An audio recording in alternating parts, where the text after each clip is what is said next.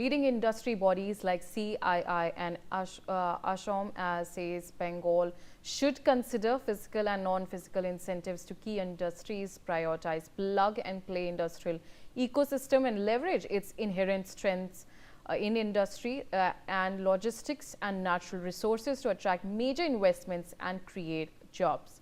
So, Ranik, regarding this, what exactly you're getting to know?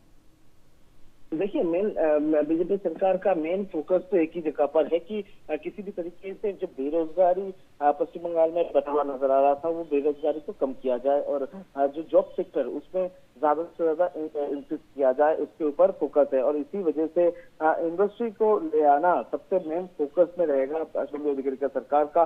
और इसी वजह से ये बजट के ऊपर भी सबका फोकस है कि बजट में कौन से सेक्टर के ऊपर बीजेपी की तरफ से फोकस किया जाएगा, क्योंकि जॉब को ले आने पर, जॉब का रास्ता खुलने के लिए बजट पर क्या इम्प्लीमेंटेशन गवर्नमेंट की तरफ से किया जाएगा, बजट में क्या क्या रखा जाएगा, उसके ऊपर नजर रखा जाएगा। और उसके साथ साथ ही अगर देखा जाए तो सरकारी कर्मियों का नजर भी आज बजट के ऊपर है कि जो डीए का मामला है, डीए का बजट है, उसमें कुछ फंड आता है कि नहीं, उसके ऊपर भी नजर रहेगा। और उसके साथ सरकारी जो कर्मी हैं उनके लिए बजट में कुछ घोषणा होगा कि नहीं, इसके ऊपर भी नजर रहेगा।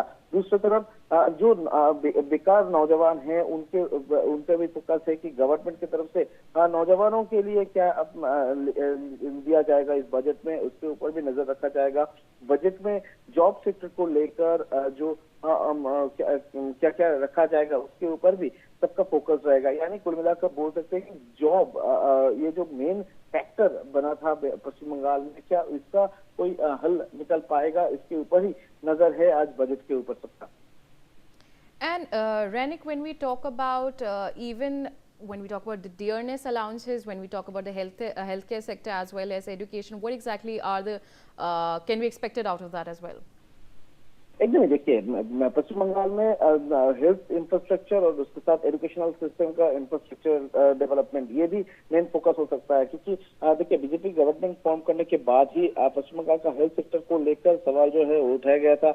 आयुष्मान भारत के साथ पश्चिम बंगाल को जोड़ना, ये एक बड़ा स्टेप था वेस्ट बंगाल का हेल्थ डेवलपमेंट के लिए। दूसरी तरफ अगर देखा जाए तो जो हॉस्पिटल्स है, जो सरकारी अस्पताल है, जो अंडरटेकिंग गवर्नमेंट अस्पताल है, उनका जो इंफ्रास्ट्रक्चरल डेवलपमेंट वो भी एक महत्वपूर्ण है। और मेनली रूरल सेक्टर पर जो हॉस्पिटल तैयार करना, हॉस्पिटल पर इंफ्रास्ट्रक्चरल डेवलपमेंट करना, ये भी बहुत ही इंपॉर्टेंट है। तो उसके ऊपर भी देखना पड़ेगा कि इसके लिए भी बजट में कुछ अलग होता है कि नहीं। दूसरी तरफ अगर देखा जाए तो पश्चिम बंगाल का एजुकेशन सिस्टम, वो एजुकेशन सिस्टम में नया टेक्नोलॉजी का इस्तेमाल करना, एजुकेशन सिस्टम का डेवलपमेंट करना, और उसके साथ साथ ही जो इंफ्रास्ट्रक्चर है वो इंफ्रास्ट्रक्चर को और भी मजबूत करना, ये जिस तरीके से फोकस रहेगा, उसी तरीके से रूरल सेक्टर में एजुकेशन को एकदम पहुंच देना, यानी गांव की तरफ जो एजुकेशन सिस्टम का प्रसारित करना, ये भी एक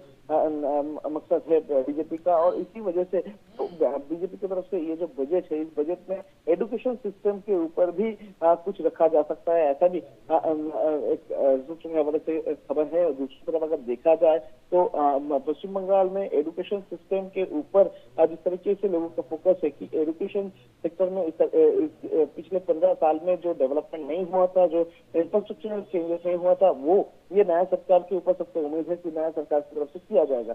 तो इसके ऊपर ही आम जनता का नजर बना रहेगा कि हेल्थ इंफ्रास्ट्रक्चर और इसके साथ साथ ही एजुकेशन सिस्टम, इसके ऊपर किस तरीके से गवर्नमेंट की तरफ से काम किया जाएगा, बजट में इसमें क्या रहेगा, इसके ऊपर ही फोकस रहेगा। दूसरी तरफ अगर देखा जाए तो एग्रीकल्चर सेक्टर वो भी एक महत्वपूर्ण है, क्योंकि पश्चिम बंगाल में मैक्सिमम जगह पर एग्रीकल्चर के साथ जुड़ा हुआ है लोग, और इसी वजह से एग्रीकल्चर सेक्टर पर इस बजट पे कुछ रहेगा कि नहीं, और जो छोटा इंडस्ट्री है, उस छोटा इंडस्ट्री के ऊपर बजट में फोकस किया जाएगा कि नहीं, इसके ऊपर भी लोगों का नजर जो है बना रहेगा।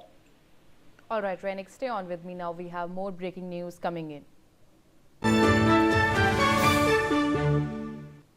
According to government sources, there may also be an announcement in the budget